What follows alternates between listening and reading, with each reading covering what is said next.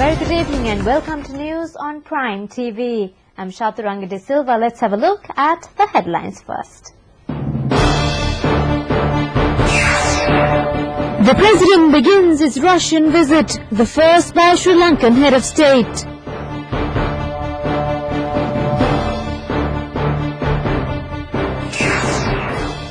Both leaders hold talks to firm up bilateral ties.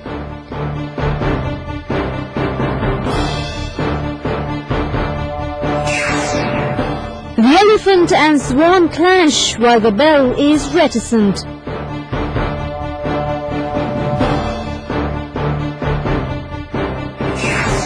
More weapons concealed by the LTTE, including 7,000 anti-personnel mines, are recovered at Vellamulli Vaikal.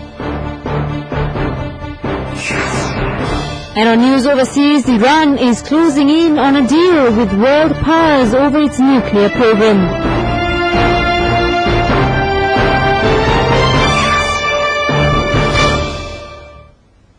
Well, now for the news in detail. President Rajapaksa and his entourage have arrived in Russia on an official visit. This is the first visit undertaken by a Sri Lankan head of state to Russia.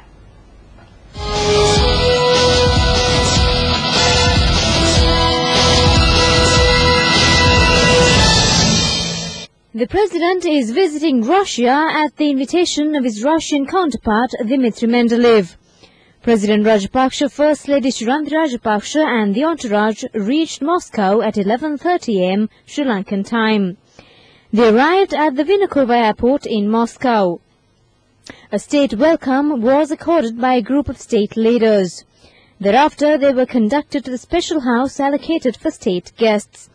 The Sri Lankan President and his Russian counterpart had discussions on several matters that would lead to firming up bilateral ties. The Russian tour is the first visit abroad undertaken by the President after his re-election for a second-term office.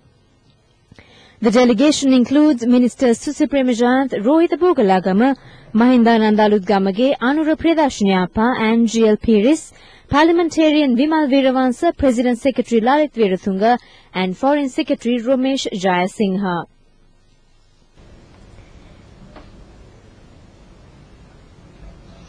A clash is reported between the elephant and the swan.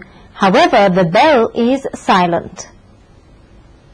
It is reported that there is a serious issue as to the symbol the opposition is to contest at the forthcoming general election.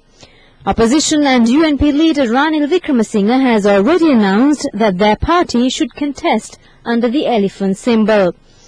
He is reported to be supported by several parliamentarians, including Sajith Premadasa. However, some are of the view that the party should contest under the swan symbol.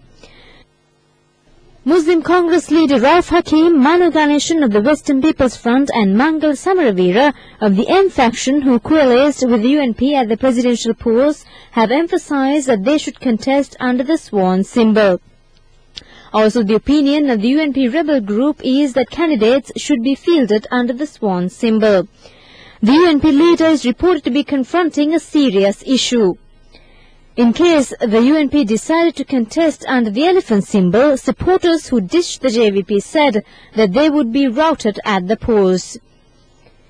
The progressive people have pointed out that the opposition leader will soon have to find solutions whether they are to contest the general election under the swan symbol, which has a high demand, or under the elephant symbol at the request of a small group including parliamentarian Sajith Premadasa.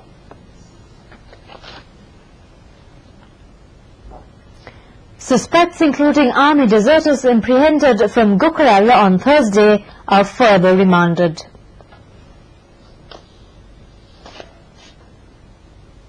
The day before the elections, they were travelling in a bus along the Kurunegala-Dambulla road. It has not yet been determined as to the location of their journey. During interrogation, they said they had received orders to be alert from the opposition candidates' officials who were handling them. Accordingly, the Gukharala incident has been identified as a stage of the conspiracy to assassinate the president. 25 suspects were produced before the Gukarela Magistrates Court yesterday. According to the Asian Tribune website, information is bad that the suspects were kept on alert until they received orders from retired Colonel Sujit Jayasekara, who was a former commanding officer of the Commando Force and a supporter of the opposition candidate. Taking into consideration the police submissions, the Gukarela magistrate adjourned further hearings until Monday. However, it is reported that they were remanded again. The police have meanwhile begun inquiries in search of a retired Major General suspected to be involved in the conspiracy. It is reported that he and his wife have disappeared from their residence in Piliandala. Weapons were recovered during the election period from several areas including Gukarela, in addition to the explosives uncovered from the Bodhiraja Rama temple in Maligavatta, which is alleged to be part of the conspiracy plan. Inquiries are continuing based on information received of a plan by the opposition candidate to assassinate the president with the release of the election results.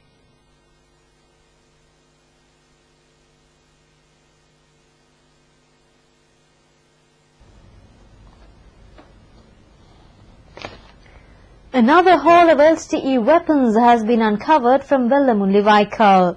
The haul concealed by the terrorists included 7,000 anti-personnel mines. There was also 6 suicide kits, 350 kilograms of powerful explosives, 2 machines to identify radio waves, and 35 mortar bombs.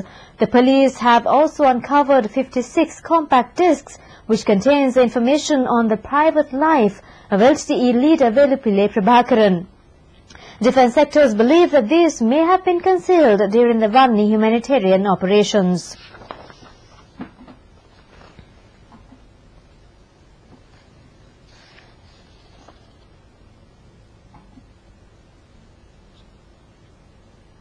Well, you're watching Prime News, and still on the local segment, Sri Lanka has rejected rumours that the Kingdom of Saudi Arabia has imposed a ban on recruiting maids from the country.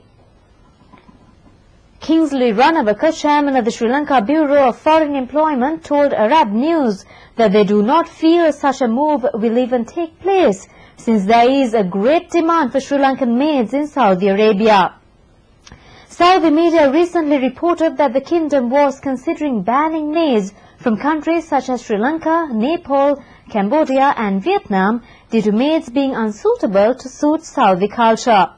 Mr. Ranawaka said the Saudi authorities cannot do this as there is a huge demand for Lankan maids in that part of the world. He said Sri Lanka cannot cater to such a great demand. The numbers keep increasing. Ranawaka added that the Sri Lankan government has received no instructions from the Saudi government that confirms these reports. He also said the Lankan government has 20 training centres throughout the country to train the domestic aides who go out for overseas employment.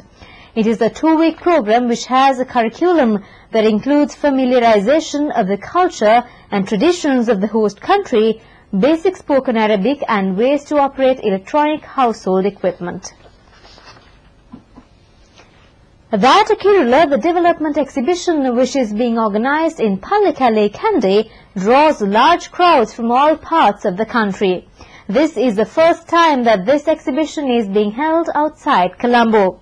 Today is the 3rd day of the exhibition. We now bring you a report filed by Special Representative Mahesh Senanaika from the exhibition grounds.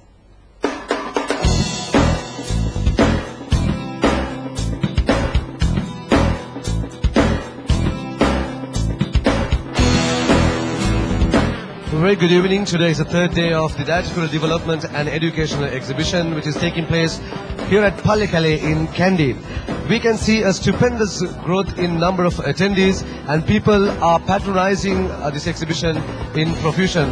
And there are more than 1,000 stores that has been allocated for both private and public sector participants. In terms of public sector participation, I would say that almost all the ministries and all the authorities are showcasing their development initiatives that they implemented during the last 4 years in general and during the last year in particular, as well as they spell out the future development programs that has been guaranteed by the government. In terms of private sector participation, we can see some of the